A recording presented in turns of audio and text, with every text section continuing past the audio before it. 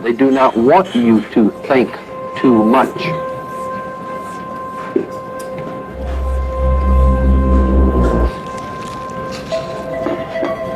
You had better wake up and understand that there are people who are guiding your life and you don't even know it.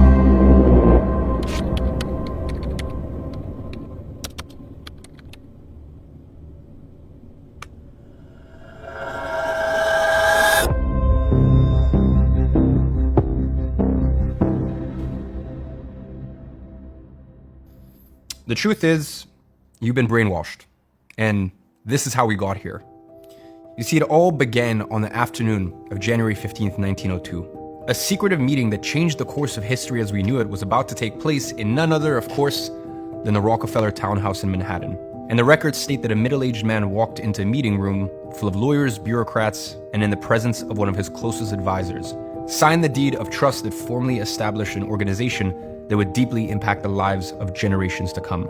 That man was John D. Rockefeller, and his closest advisor, a particular man with a deep connection in Washington. On that afternoon in 1902, they founded what would later be known as the General Education Board, an organization whose goal was the promotion of education within the US without distinction of race, sex, or creed, which sounds like a very noble cause. At least that's what it looked like from the surface. You see, the name and the promise of this secret initiative, well, they were very carefully chosen. What comes to your mind when you hear the name General Education Board? Well, it's probably one of those dozen different government initiatives that overview education.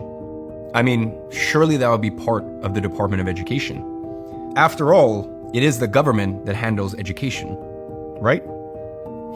Wrong. They came up with a name that would make them look like an official government organization, but in reality, this board was not government at all. There were no government officials on the board, nor was it backed by the government whatsoever. Its purpose? One thing and one thing only: to systematically infiltrate the education system and promote its own secret agenda. And I'll reveal that secret agenda in just a second, but here's the most clever part of this whole initiative. Its promise and the name of it almost pressured politicians into backing the cause, because going against the cause with a name like that wouldn't look good for any politicians in the public eyes. After all, it was a cause for the less favored people, all in the name of diversity and education, and it worked exactly as planned. Only one short year later, in 1903, the US Congress granted a formal charter to the board, providing it with a national mandate.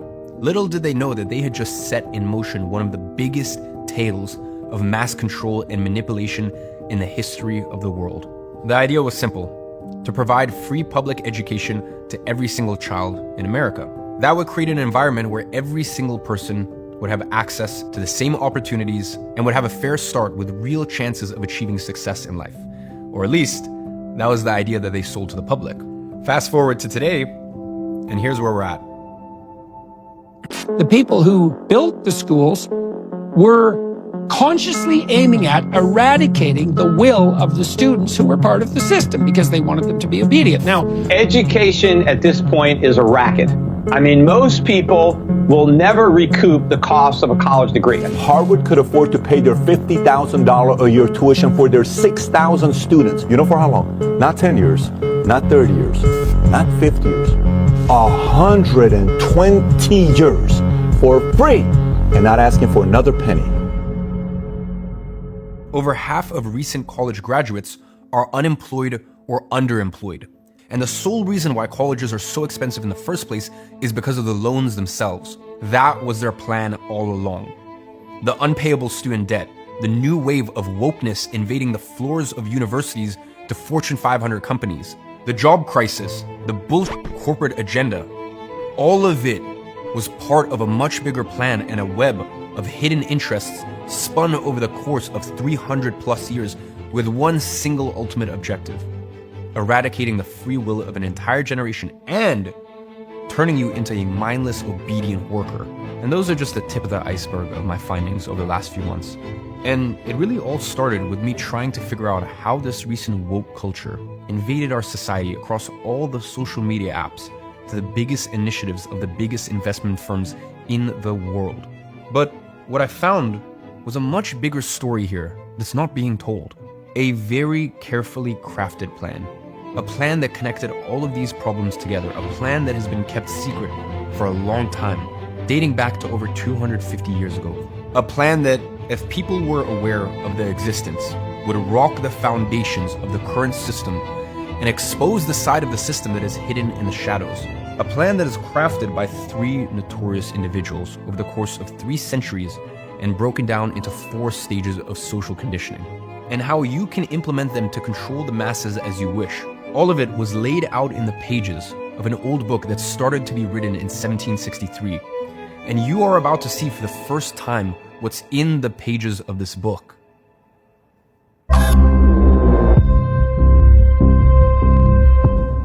It all dates back to 1806. There was one specific event that changed the course of the world forever, and it created a cascade effect that still deeply affects us to this day. Back then, the territory in Europe that is known today as Germany was a part of Prussia.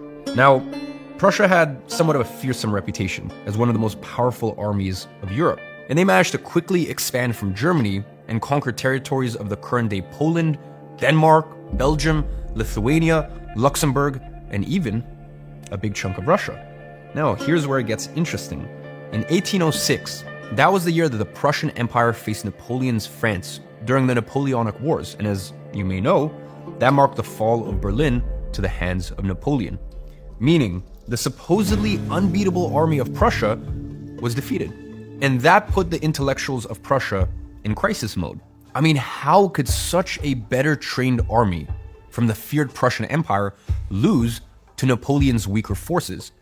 They could not digest the defeat of Prussia, so the intellectuals came to one conclusion.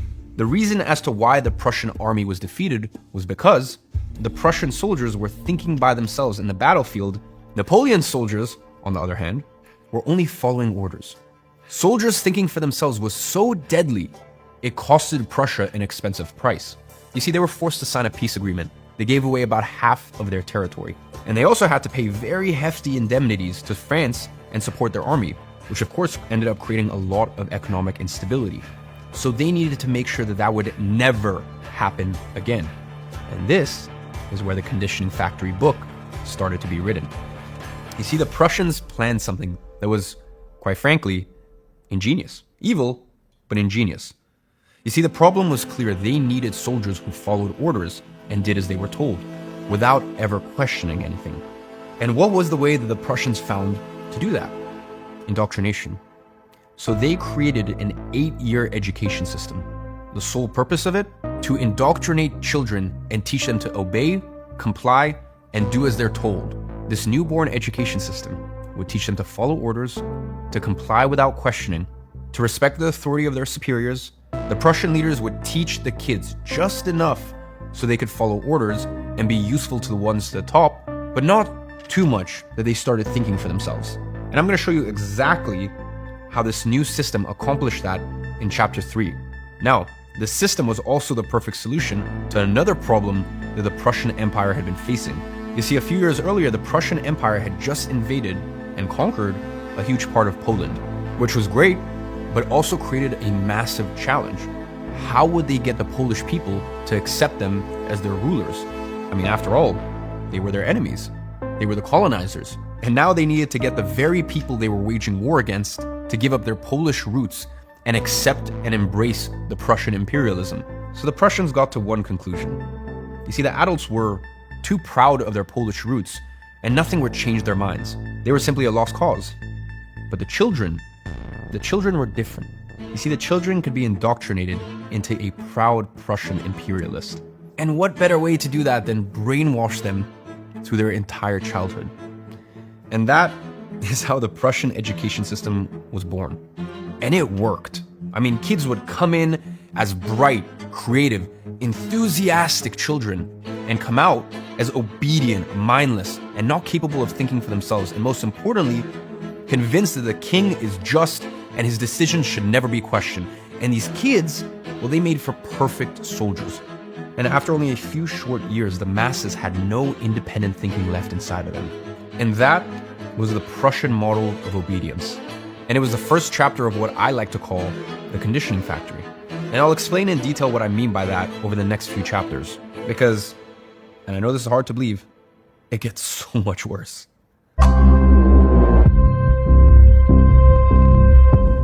The secret origins of the modern day education system. Now, there is something really important for you to understand here. Virtually all of the big problems that we face today are a direct consequence of what I'm about to uncover right now. And this is the reason you fail to succeed. Not because you're a failure, but because the system has been set up for you to fail from the get-go. And the thing you need to understand is you will keep failing until you understand the root of the problem. And more importantly, address it. Otherwise, every single thing that you try, every single new job, every single new venture, every single new business, every single new side hustle will just be different paths that lead to the same destination, failure.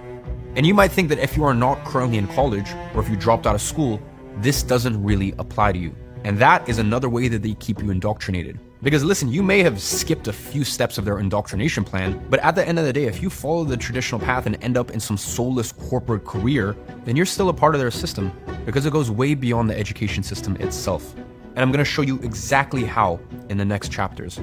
So if you don't want failure to be the final result of every single venture you try in life, pay very close attention. Because I'm about to show you the root of the problem. And then I'll show you how you can address it.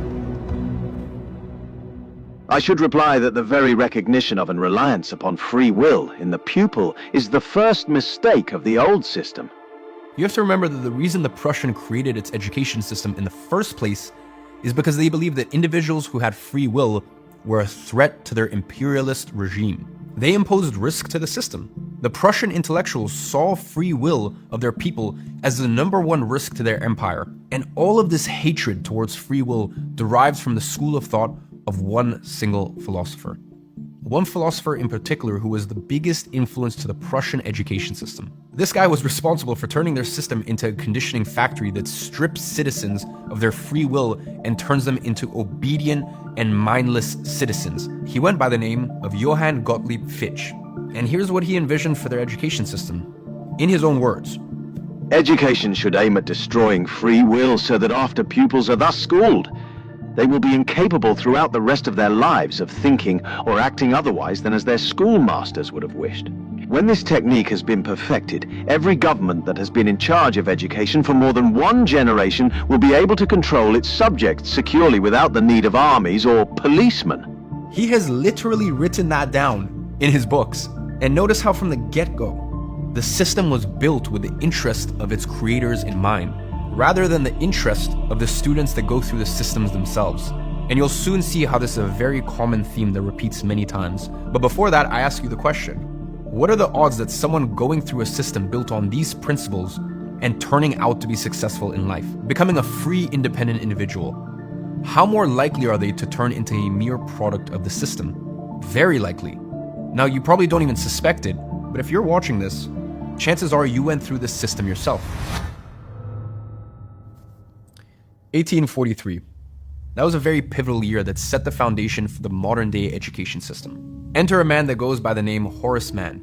You see, Horace Mann was a notorious American congressman, part of the US House of Representatives of the American Congress, who later would be known as the father of American public education. Just a short 5 years before, he had been nominated the head of the newly created Board of Education of Massachusetts, and he had one mission: to reform the American education system. For years, he had been researching different education models in European countries to find successful case studies that he could export back to the USA. And finally, he found what he was looking for. And yes, of course, you guessed it, the Prussian education system. And he had one goal in mind: implementing the same system in the US. I mean, after all, if that system managed to remove every ounce of nationalism from the people of a country that was brutally invaded, I mean, what could it do for the interests back in America?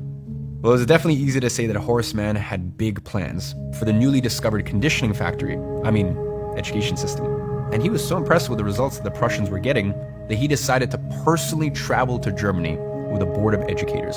So that way he could learn in person the inner workings of their system. And after returning to the US, he went on a campaign and lobbied heavily in Congress for this exact same system to be adopted in the US. And it really didn't take too long for his efforts to start creating results.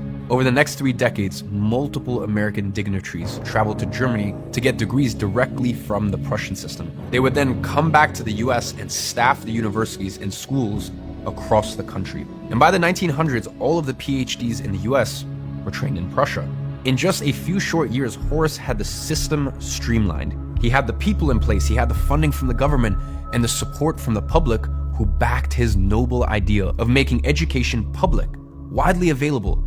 He had successfully implemented what's described as the first stage of conditioning in the Conditioning Factory book. And now, he was on to the second stage. The goal? Maximize the reach of the system. And he came up with a very clever way to do that. Have you ever asked yourself, why is education mandatory?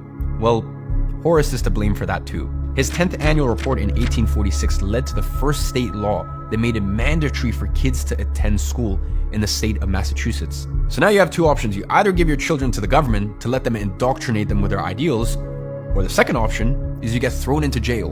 And it's no wonder that attendance rates started to skyrocket. And that same year, he supported the governor of Massachusetts in adopting the Prussian model of education for the entire state. And how did he do that? Let's just say that the governor of the state at the time was the very first to receive a PhD from Prussia. Once the system was completely implemented in Massachusetts, the game was on. The system started to spread itself throughout the US in record time. It spread to New York, and then other states soon followed. Slowly but surely, parents, children, and society as a whole started to accept the Prussian model as the only sensible way of educating children, without ever suspecting the true motives behind it. And by the end of the 1800s, the Prussian system had dominated America. To make sure they'd killed any remaining traces of other education systems, by 1864, Congress made it illegal for Native American kids to be taught in their native language. Instead, they'd be sent away to boarding schools to go through the same conditioning factory. From then on, every single American child grew up under the Prussian system of obedience. Now listen, if you're not from the US, you're probably thinking right now, well, I'm not from the US, so that doesn't really affect me. What does this have to do with me? Well, I'm sorry to tell you, but at this point, the influence of the Prussian education system, it was already growing internationally with the help of Prussians and Horace Mann himself. You see, soon after, the Canadian superintendent of schools, well, he came to Horace to learn more about the system himself, and also ended up traveling to Prussia to go through the same process that Horace did. And on the other side of the ocean, the Prussian Empire grew its influence in Europe more and more. And with that, their systems started to spread accordingly across the entire continent. And it got even worse after World War II, but more on that later. For now, what you need to understand is this. If you went to school either in the US, Canada, South America, or a country from Europe, you have been indoctrinated through the Prussian system. And if that's the case, you need to understand how the system has impacted you and what it is doing to you today.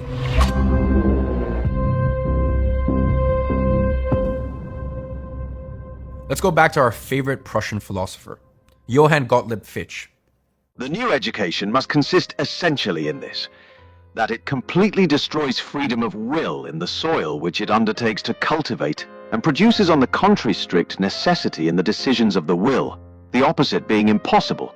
Such a will can henceforth be relied on with confidence and certainty. Now, how would they achieve this level of social conditioning? For that, they needed an effective method.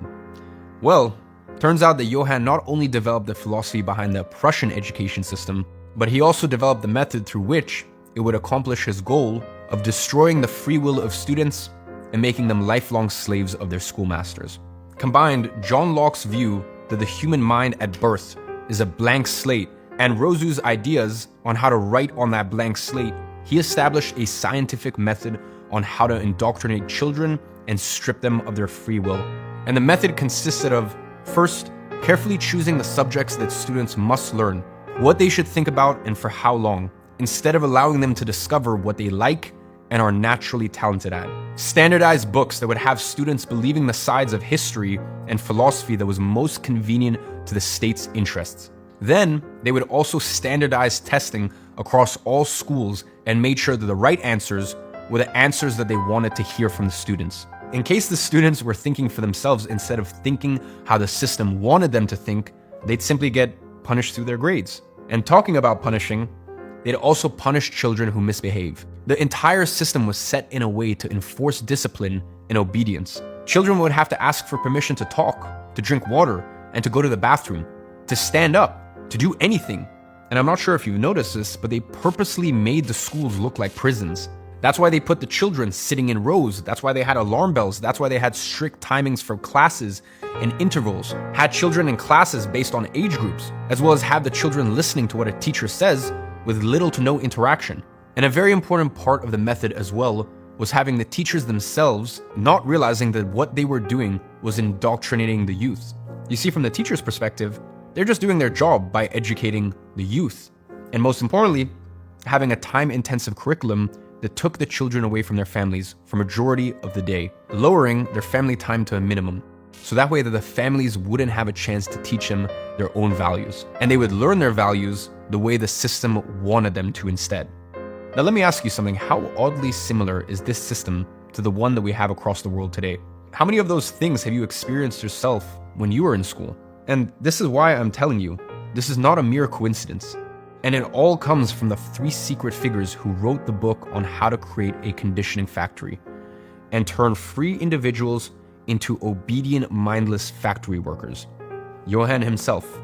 Now the big question is, why does no one know about him? Why do we not learn about the true secret origins of our education system? Well, maybe that's because the model was designed with the interests of the elites in mind, instead of the interests of the individual, and they had to keep that fact hidden so that the masses wouldn't suspect of their most effective tool of mass control. Oh, and maybe it's also because one of the other small details I forgot to mention about our very forward-thinking philosopher Johann. You see, after Berlin was occupied by Napoleon in 1807, Johann actually gave a series of very famous addresses to the German nation. And on them, he actually spoke about the superiority of the German people above all others. And he would fervently call for a united German nation and preach them as a unique culture and spiritual entity. And the content of these speeches was a catalyst for the Prussian education system. Does that ring a bell to you? Maybe about, I don't know, another infamous movement that happened in Germany, that preached about the superiority of Germans above all other races and how they should act as one united nation. Something like that. I feel like there was a guy who used to talk about that. Now, if that still doesn't ring a bell for you, let me just go ahead and make it even easier for you. In other early works, Johann also called Jews a state within a state that would undermine the German nation. And he openly expressed a desire to expel Jews from Germany. So he basically preached German superiority, he called for a united German nation, and he wanted to expel Jews from Germany. Yeah, I feel like I've definitely seen this before. Well, it turns out that Johann had a deep influence on the rise of the Third Reich, and his addresses to the German nation contained elements of a cultural and linguistic nationalism that the Nazis would later heavily draw upon. And most importantly, historians point out that one of the greatest social factors that allowed Nazism to achieve mass adoption in Germany was because of how German people were bred from birth to be obedient and to respect authority without ever questioning, all because of their indoctrination-based education system that was implemented decades earlier from the work of Johann. Still to this day, Johann is seen as one of the biggest influences of Nazism and neo-Nazism, which means that the current day education system employed all around the world is based on the system created by one of the biggest influencers of the Nazis. Yeah, no wonder they don't want you to know about the true origins of the education system. And it also begs the question, why would the father of modern education make it a law that every child spend their youth in a system created by the father of neo-Nazism? And how are we setting ourselves up knowing that the entirety of the population from North America to Europe today were raised in the same system adopted by pre-Nazi Germany? I'm gonna give you a spoiler. It is directly related to the woke culture and the war on free speech that we are experiencing today. And I'm gonna cover this in detail in episode 2 that goes live on Thursday.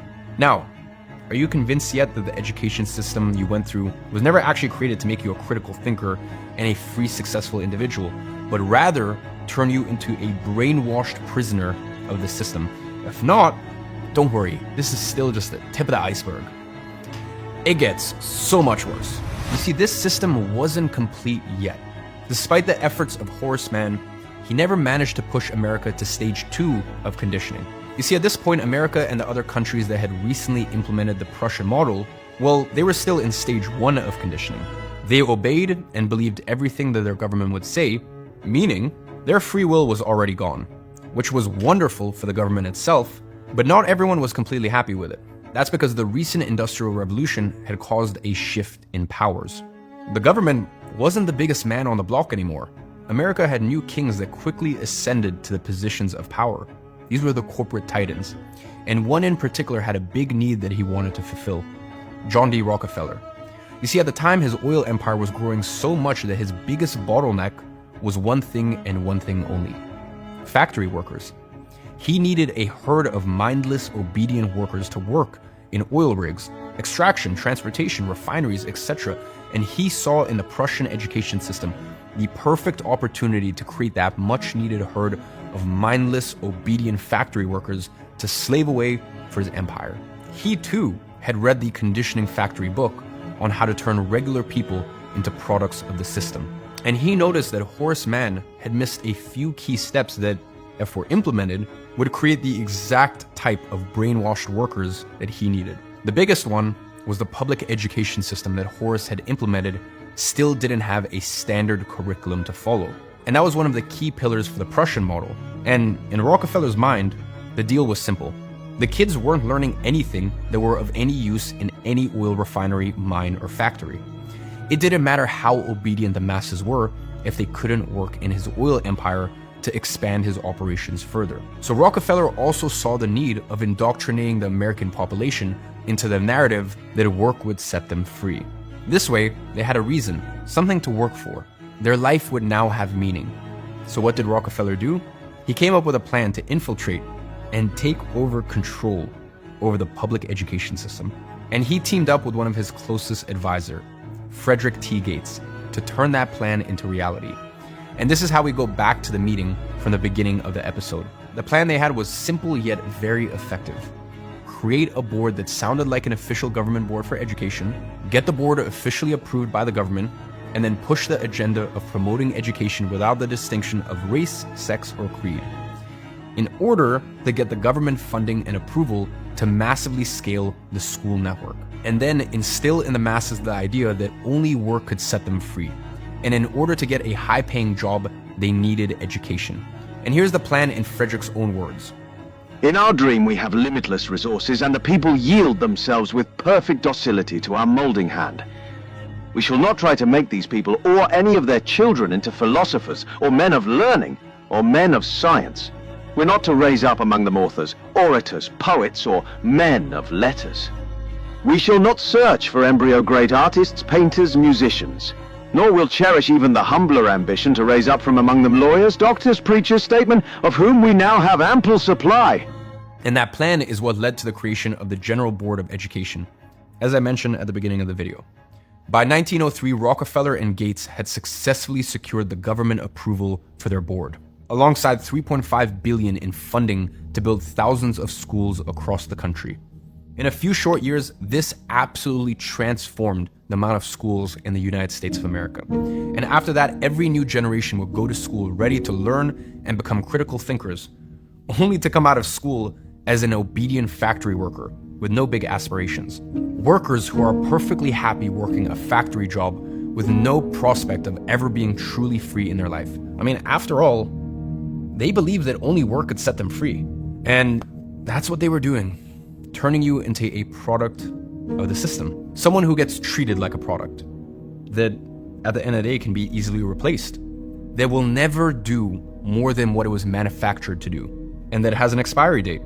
And with that, Rockefeller successfully turned America into stage 2 conditioning by simply following the steps that was laid down decades earlier by the great Prussian philosopher and secret figure Johann Gottlieb Fichte. That's exactly what Rockefeller had just accomplished.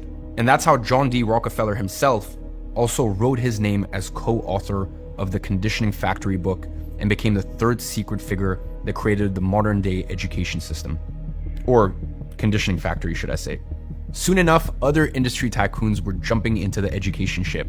Andrew Carnegie started to sponsor public education.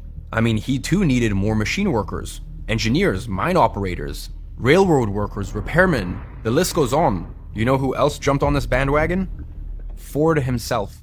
In just a few years, they had the entire system streamlined, from state-sponsored textbooks and standardized tests to indoctrinating teachers under this new Prussian Rockefeller model of education. Rockefeller's plan had worked, and in his own words, I don't want a nation of thinkers. I want a nation of workers. can you now see why you haven't succeeded? Even though you've put in a lot of effort into everything you've been told that would make you successful. Going to school, getting good grades, getting a good degree, working a safe job, it was all a setup from the get-go. It was never meant for you to succeed in the way you want to, but rather for you to experience success in their terms. It was only meant for you to become a product of the system. But that wasn't enough. Rockefeller was an extremely ambitious man. And he wanted to take things a step further. So here's what he did. Instead of only focusing on high schools, he started investing heavily in universities. This way, instead of indoctrinating people only until their teenage years, he could keep indoctrinating them throughout their adulthood, turning them into even better brainwashed, mindless factory workers. Selling the idea of college to the masses was pretty easy. I mean, they had already believed the narrative that work would set them free, and that the only way to get good work is by being educated. So now, what did he do? He conditioned them into thinking that education equals college. Something that the majority of people around the world still believe to be true to this very day. And that is the power of a narrative. And I personally think that Rockefeller himself didn't even realize what he had just created as a byproduct of that. He had just set up the foundations for one of the biggest mass control tools that is still used by governments and universities to this day. And this was the start of our modern day abusive love relationship with college degrees.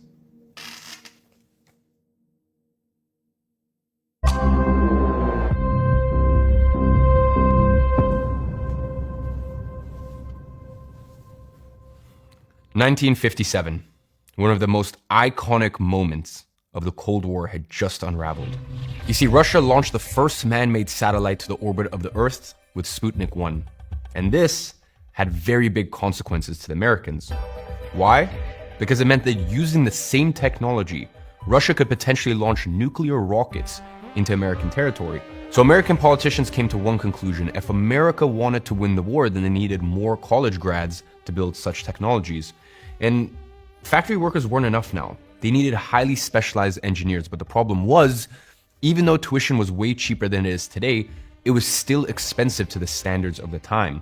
And that's when Dwight Eisenhower, president at the time, decided to take a page out of Rockefeller's book and make higher education widely available to the population. How? Through widely available student loans. Now, after getting the idea approved on Congress, he signed a National Defense Education Act, and that created the National Defense Student Loan Program. I mean, after all, who could go against a national defense initiative, especially in the height of the Cold War? And that was the beginning of something huge. Why?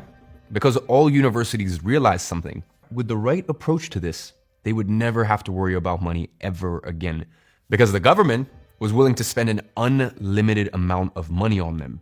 And here's where things take a turn.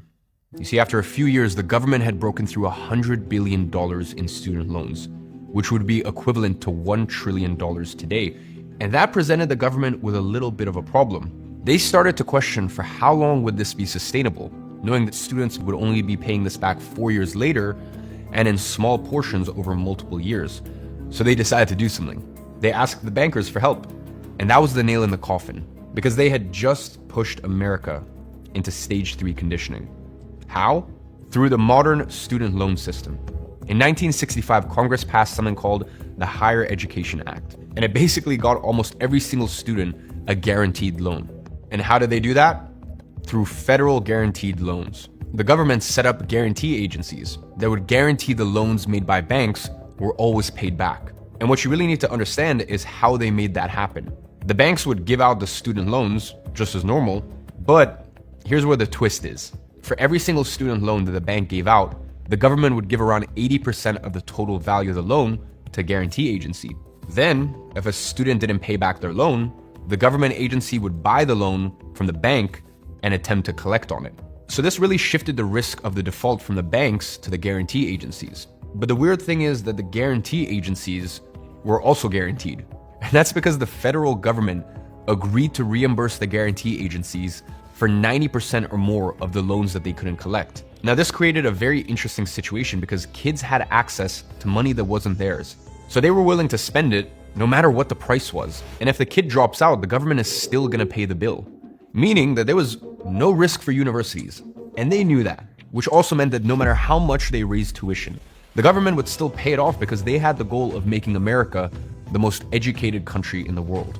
And the money was also not coming from the government's pocket, so they didn't really care how much was being spent. And that created a situation where the colleges were incentivized to rack up their prices.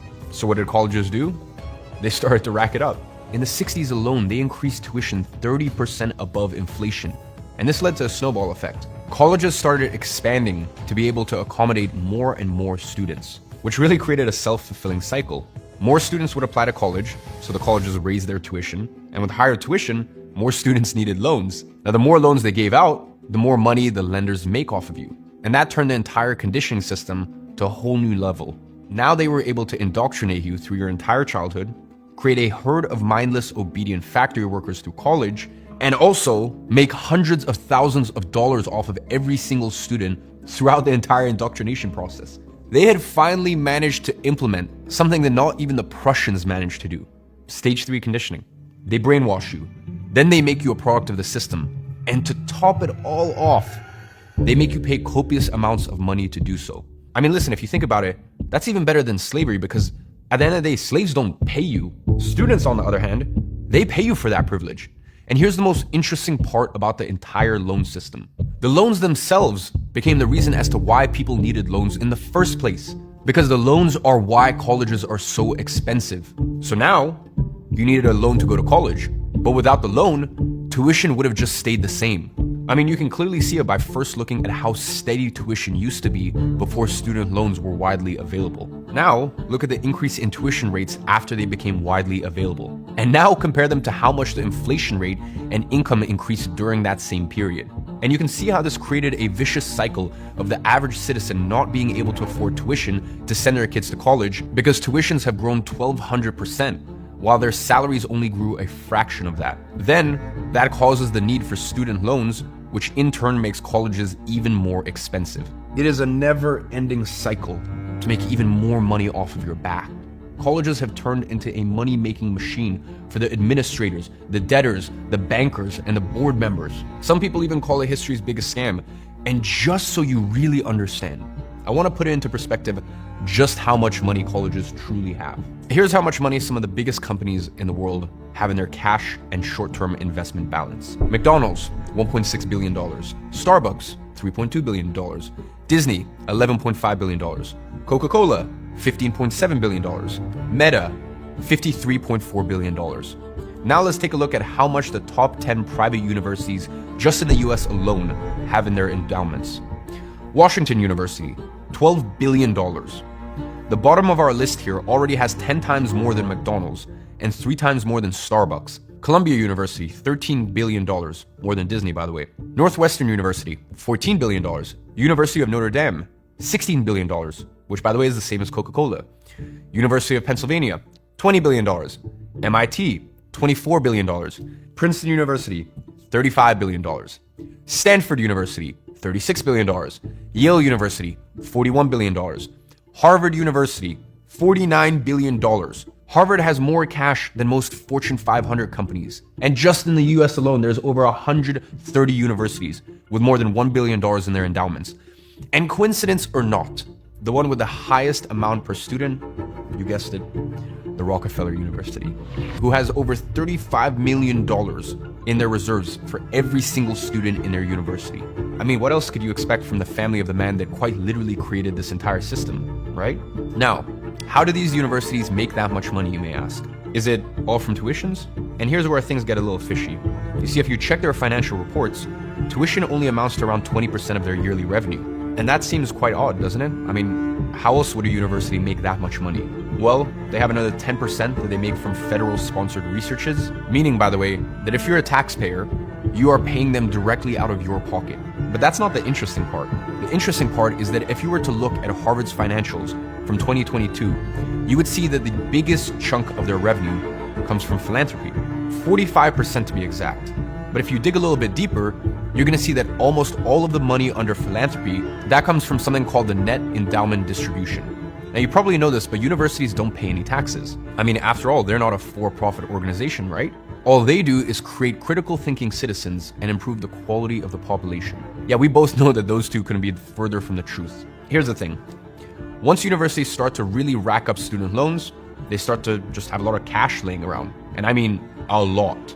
So what happened was hedge funds started approaching them and saying, hey, instead of keeping all of these billions of dollars in your checking accounts, why not just create your own hedge fund and multiply this money through investments? Well, there was just one problem. They couldn't have their own hedge funds because they're not a for-profit company, right? So their genius solution? Let's just call it an endowment instead. Then we let a hedge fund manager manage this money exactly as they do in their hedge funds, but instead it's tax-free. Now, you might wonder why this falls under the category of philanthropy in their financials. Well, you've probably seen those multi-million-dollar donations from rich individuals going to Harvard, Yale, and other universities. Like that one hedge fund manager who donated $150 million of his own personal money to Harvard. Well, where do you think all that money goes? Do you think it goes to infrastructure? Or to cover student loans? Or to their staff? No. That money goes directly to their endowment. But here's the real kicker. That money is managed by an endowment manager who invests the same money in hedge funds and other investment products, which, in turn, have their own managers who make money through management fees. Meaning, at the end of the day, that donation may or may not go back to the original donor through management fees of a string of financial instruments, but with a little added bonus. The money invested is tax-free because the universities don't pay taxes. I mean, how genius is that? And this could be a 1 hour long video on its own, but what's important for you to understand here is this. They use universities to further indoctrinate you into a product of the system. And while they do that, they also turn you into a debt slave to make money off of you, risk-free and tax-free. And most importantly, this system is not sustainable. Eventually, there will be no money left to lend and bankroll the system. And what do you think happens when the system runs out of money? Well, that's what you're going to find out next.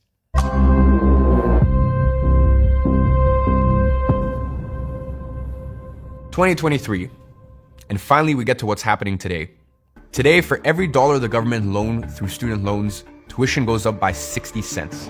On the other hand, Harvard has enough money to pay the tuition of every single one of their students for the next 120 years in a row.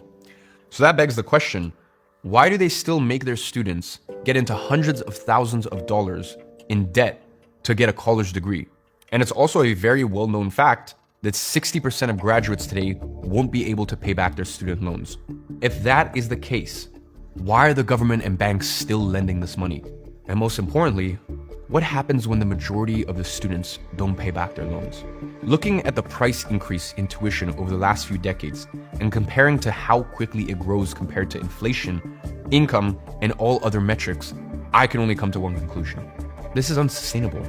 And eventually, this system will collapse, which means that there's a bubble. Now, it's not the regular type of financial bubble that we're used to seeing. I see it more of a personal bubble. And here's why.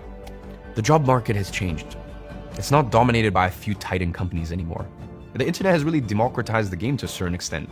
And majority of those companies need employees who are critical thinkers, and they value the skill of solving problems over the skill of following orders. But right now, we're still pumping mindless, obedient workers who don't know how to solve any real-world problems, and demand for such people is shrinking rapidly. So it begs the question, is getting a degree actually worth the investment today? And you can probably imagine my answer by now. And to be honest, this is where I'm going to catch you off guard slightly, because my answer is yes. Getting a degree is still worth the investment, but there's a catch. There's still a lot of big corporations that pay six figures to developers, engineers, data analysts, even lawyers and doctors, usually positions that are STEM or lawyer/medicine related. So if you want to follow one of those careers, it still makes sense for a certain period of time. But here's where things take a different turn, because there's also another big caveat here. There's one big question that I'm sure we've all asked ourselves before. Is success based on merit? Well, if you go into the formal job market, the truth is, it's probably not. For a majority of these big, high-paying companies, they don't hire based on merits. They don't hire the better and most qualified candidates. They hire the ones who graduated from the best universities. And it doesn't really matter how good or bad you are skill set-wise. The only thing that matters is the university name stamped on your diploma. So listen, if you're not going to one of those Ivy League universities, you don't even have a chance against your competition. In fact, it is a very common practice for big tech companies to hire all of the talent available from such universities, even if they don't need them. And that's just to keep the pool of talent empty, so that way that their competitors, they don't have anyone to hire. And this is why, I don't know if you've seen it before, there's thousands and thousands of these TikToks and YouTube shorts and all this stuff, all these like day in the lives of a Google software engineer. And all they do the entire day is eat, exercise, and just wander mindlessly around the HQ, apparently without ever actually doing any work. And it's because they actually are not doing any work. Now, if you're not a graduate from one of those universities, you're just kind of left out of the party, no matter how good you are. Because as I said, in that world, the game is not based on merit, which then brings us back to the point of the personal bubble. Because here's the thing, if these big corporations are only hiring based on your diploma, and majority of those employees don't necessarily bring any value to the company, how sustainable is that? And the answer is very obvious. It's not sustainable at all. And that's why over the last 12 months, we've seen mass layoffs from big corporations like Google, Meta, Uber, etc. The bubble is not about to burst. It already started bursting. So now the obvious question is, how does this affect you and what should you be doing? Well, the way that I look at this is that we're in a very similar situation to what happened back in 2008 during the housing bubble. If you don't remember, let me jog your memory. What happened back then was this. Everyone and their mom was getting loans to invest in real estate, even though it was obvious the majority of people getting the loans had no way of ever paying back such loans. I mean, you had waiters and maids and bus drivers with 2 mortgages on houses, but all the lenders, they thought it was fine. Why? Because real estate was considered the safest investment in existence. I mean, no one would ever dare bet against real estate. And because it was the safest investment, everyone knew it until it wasn't anymore. And now, I see us in a very similar situation. Everyone and their daughter got approved to student loans that they simply cannot pay back. But that's not even the worst part in my opinion. The worst part is that 99% of the population today is betting their entire careers on what everyone sees as the safest bet. Go to school, get a degree, work a safe job. In my opinion, today this is one of the riskiest paths you could take. Exactly because how the system is set up. I have just showed you, the system is not built for you to succeed. The system is built to strip you out of your critical thinking and turn you into a brainwashed, thoughtless, obedient modern-day worker, a product of the system. So what used to be considered the safest route has now turned into one of the riskiest, because at any moment, this won't be sustainable anymore. And when that happens, everyone who's a part of the system will have nowhere to run. So what's the solution? Well, you have 2. The first one is to succeed within the system. And as I said, this is actually still a viable solution, as long as you carefully pick the right career and make your way through one of the top 1% universities. Today, this is the only safe way I see of succeeding in the system. The other option is to succeed outside of the system. And how do you do that? The first step is to remove and unwire all of the conditioning you have been fed ever since you were 4 years of age. Because listen, at the end of the day, if you're watching this, you most likely live in a country at stage 3 conditioning. And this is such an insane level of conditioning for failure that you have been fed throughout your entire life that there is no way you could ever succeed without first addressing the thing that's stopping you from succeeding. Listen, if you feel like you have put a lot of effort into your work and your studies, and you have done everything that you were told would lead you to a successful life, but you still haven't achieved success yourself, that's why. The system was set up for you to fail from the get-go.